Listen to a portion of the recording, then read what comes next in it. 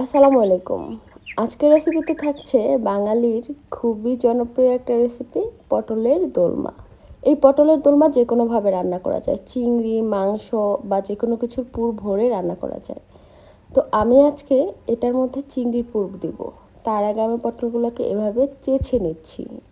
এগুলোকে ছিলতে যাবেন না, চেঁচে ঠিক এমন একটা চামচ নিয়ে চামচের গোড়া দিয়ে ধীরে ধীরে পটলের ভিতরের যে বীজগুলো আছে বের করে নিতে হবে, এবং দুই দিক থেকে এরকম খোলা থাকবে। এবং আপনি যাতে পটলের এপাশ থেকে দেখলে আরেক পাশ দেখতে পারেন, ঠিক তেমন। তারপরে আমি এখানে লবণ এবং হলুদ মাখিয়ে নিচ্ছি। লবণটা ভালো মতো আঙুল দিয়ে ভিতরেও ভালো মতন লাগিয়ে নিতে হবে, যাতে কোনো অংশ বাকি না থাকে।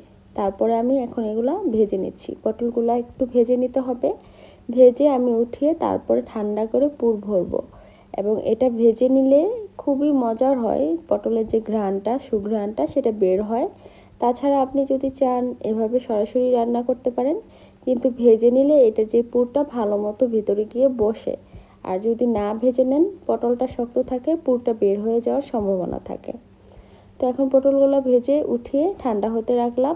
এদিক থেকে আমি চিংড়ি মাছের পুরটা রেডি করে নেব।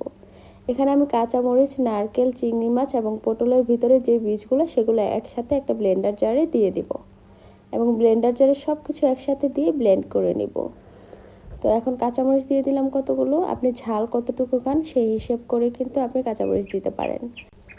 আপনি যখন পটলের দোলমাটা রান্না করবেন, আপনার আর কিছুই লাগবে না। ওই দিন পটলের দোলমা হলেই চলবে। এটা দিয়ে কিন্তু আপনি 1 প্লেট ভাত অনায়াসে খেয়ে ফেলতে পারবেন, আর কিছুই লাগবে না। এখন আমি পটলের দোলমার জন্য পুরটা রান্না করে নেব। এখানে আমি প্রথমে পেঁয়াজ দিয়ে দিয়েছি, দিয়ে দিলাম ধনিয়ার গুঁড়ো, দিয়ে দিচ্ছি জিরার গুঁড়ো, হলুদ মরিচের গুঁড়ো, আদা রসুন পেস্ট, সব কিছু দিয়ে ভালো মতো নেড়ে নিচ্ছি। এবং দিয়ে দিব কষানোর জন্য অল্প পরিমাণ পানি। এখন দিয়ে দিলাম এখানে পুরগুলো, চিংড়ি মাছের পুরগুলো সব একসাথে দিয়ে দিব। এরপর যে চুলার আঁচ থাকবে একেবারেই মিডিয়াম। আর এখন আমি এখানে দিয়ে দেবো অল্প পরিমাণ পানি, এবং এই পানিটা দিয়ে আমি কিছুক্ষণ পর্যন্ত ঢেকে রান্না করব। তারপরে আমি এগুলোকে নেড়ে চেড়ে কিছুক্ষণ পরপর দিব। আর এটা যখন পানিটা একেবারে শুকিয়ে যাবে, তখন বুঝতে হবে কিমাটা একেবারে রেডি। এবং কিমাটাকে আমি ঠান্ডা করে এখন পটলের পুরের ভিতরে ভরে নেব।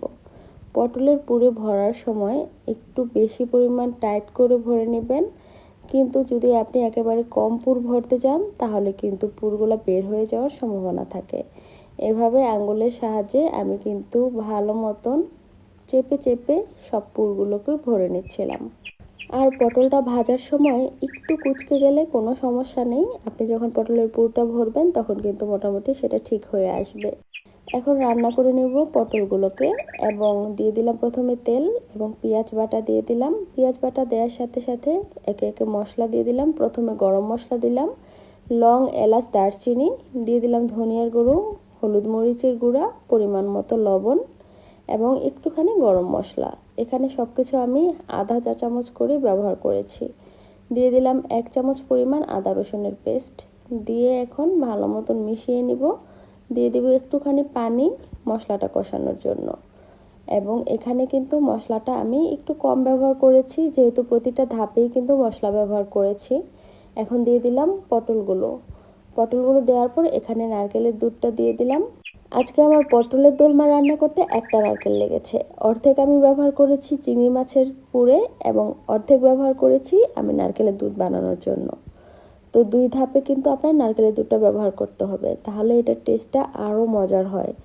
এখন কিন্তু রান্না হয়ে যাবে কিছুক্ষণের মধ্যেই, কারণ যেহেতু আমি এখানে আগে থেকে পটলটাকে ভেজে নিয়েছিলাম, সিদ্ধ হতে বেশি সময় লাগবে না। দিয়ে দিলাম অল্প পরিমাণ চিনি। চিনিটা কিন্তু এই রান্নার টেস্টটা দ্বিগুণ করে দেয়। আপনি চিনি না দিয়ে খেয়ে দেখবেন, চিনি দিয়ে খেয়ে দেখবেন, দুইটার টেস্ট পুরাই আলাদা হয়ে যায়। তাই চিনিটা কোনোভাবেই স্কিপ করা যাবে না। পটলের দোলমা কিন্তু একেবারেই রেডি। আপনারা এই পটলের দোলমাটা রান্না করে দেখবেন এবং আমাকে কমেন্টে অবশ্যই জানাবেন যে কেমন হয়েছে। যে কোনো মেহমানদারিতে এই পটলের দোলমাটা একেবারে পারফেক্ট একটা রেসিপি। যে কোনো মাছ মাংসের চাইতে এই পটলের দোলমাটা কিন্তু কোনো অংশে কম না। তাই পটলের দোলমাটা যদি থাকে কোনো মেহমানদারিতে, সবাই মাছ মাংস রেখে এটাই পছন্দ করবে।